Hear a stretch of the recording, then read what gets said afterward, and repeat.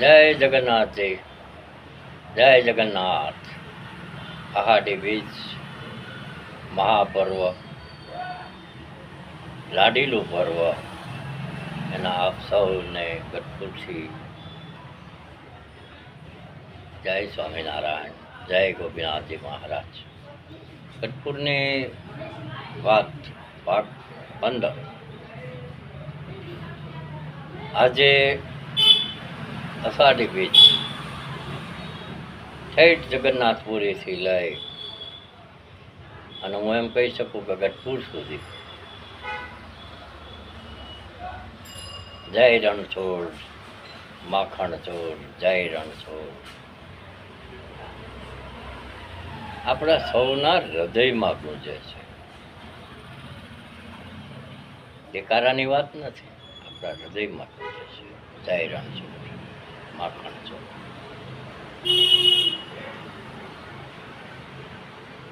એ કૃષ્ણ પરમાત્માનો નાનપણ બળદેવજી, બેન રેવતીજી, સુભદ્રાજી, અને કોઈ એવો પ્રસંગ બન્યો હોય છે અને એ યાદી આજે હજારો વર્ષ પછી આપણે માણીએ છીએ.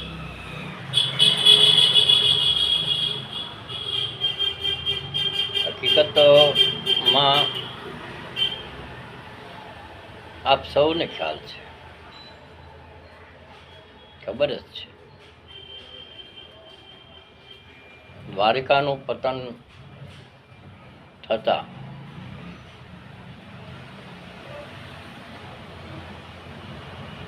શ્રી કૃષ્ણ પરમાત્મા પ્રવાસ ક્ષેત્રની અંદર પ્રથમ જ્યોતિર્લિંગ સોમનાથ ના ફળિયામાં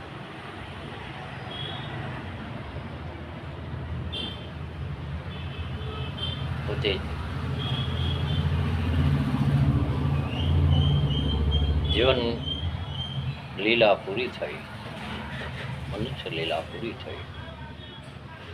ઉદ્ધવજીને ઉદ્ધવ સંપ્રદાય દ્વારા ધર્મોપદેશ કરવાની ભલામણ કરી, આદેશ કર્યો. અર્જુનજીને રાજકારભાર સંભાળવા હસ્તિનાપુર મોકલી દીધા. અને આપણે સૌ જાણીએ છીએ કે પારધીના બાણો એટલે આગલા જન્મનો વાલી, જેને વિના કારણ મિત્રતા ખાતર મારવો પડ્યો હતો, ન્યાય અને નીતિ ખાતર મારવો પડ્યો હતો. પણ ભગવાન રામને વાલીને કોઈ વેર જ નહોતો. મિત્રતા ખાતર, કર્તવ્ય ખાતર વાલીને એમ કીધું હતું, ભાઈ હવે પછીના જન્મમાં હું તને ન્યાય આપીશ. એમ કહેવાય છે કે પારધીએ બાણ સ્વીકાર્યું અને પ્રભુ ધામમાં પધાર્યા.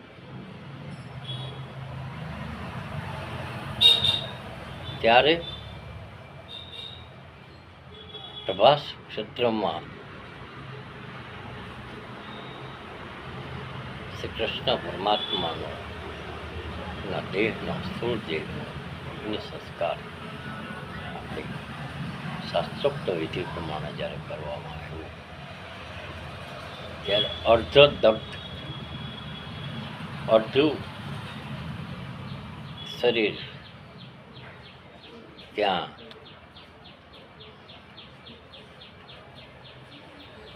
અગ્નિમાં ઉમાય છે. અડધું જ્યારે રહ્યું ત્યારે એમ કહેવાય છે કે સમુદ્ર ફરી વળ્યો, અને એ સમુદ્ર દ્વારા એ અડધું શરીર જગન્નાથપુરી ના દરિયાકાંઠે પહોંચે છે. પોતાના ભક્ત હશે જગન્નાથપુરીના રાજા. કારણ કે મહાભારત સમયે તો આખું ભારત એકત્ર થયું હોય તો જગન્નાથપુરીનો રાજા રજવાડા સામેલ હોય એમાં કોઈ, અને ભક્ત માટે તો ભગવાન ને કોઈ સીમાડા હોતા જ નથી, છે જ નહીં.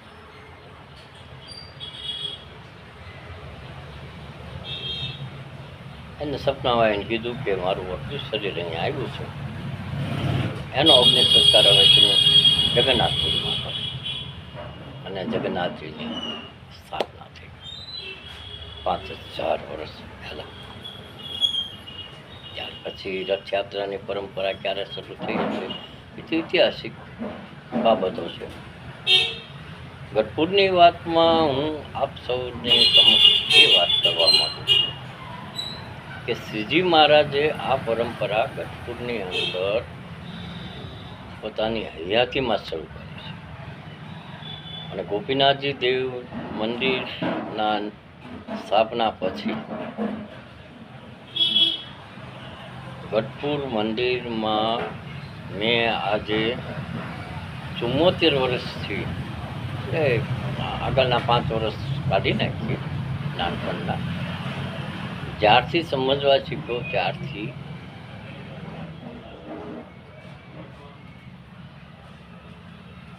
યુવાન થતા સુધી, પછી પ્રસંગોપાત અષાઢી બીજની રથયાત્રાના ગોપીનાથજી દેવ મંદિરમાં દર્શન કર્યા છે. ત્યારે તો આ રથયાત્રાઓનો માહોલ પણ નહોતો. આ તો 30-35 વર્ષથી અને અમદાવાદમાં સૈકાથી ચાલુ થઈ છે. શ્રીજી મહારાજ ગઢપુરમાં જગન્નાથજીની રથયાત્રાનો ઉત્સવ સ્થાપિત કરી ગયા છે. અને આજે પણ ના 12 વાગે રીતસર રથ બનાવવામાં આવ્યો છે. એ રથ પણ 101 વર્ષ જૂનો તો છે જ, એની પહેલાંનું ગાડું છે. અને એની અંદર આ સ્વરૂપો પધરાવી અને એની આરતી કરવામાં આવે છે. જે રથયાત્રાના નો સ્થાપિત પ્રસાદ છે એ મેં વર્ષોથી લીધો છે અને ધન્યતા અનુભવી છે. રથયાત્રાનું મહાત્મ્ય સમજના થયા ત્યારથી ગોપીનાથજી દેવ મંદિર દ્વારા જાણવા મળ્યું છે. પછી જગન્નાથપુરી, પછી અમદાવાદ જગન્નાથજી મંદિર, ભાવનગરમાં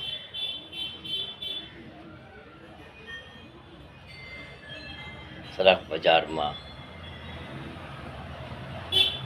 જગન્નાથજીનું મંદિર આવેલું છે. ત્યાં અવારનવાર દર્શન કર્યા છે મારા પિતાશ્રી સાથે. એ અષાઢી બીજ જગન્નાથજીનું મહત્વ, બીજી બાજુ રામાપીર, એનો આજે અષાઢી બીજનો ધ્વજારોહણનો લગભગ આખા દેશમાં વ્યાપક અને સૌરાષ્ટ્રની અંદર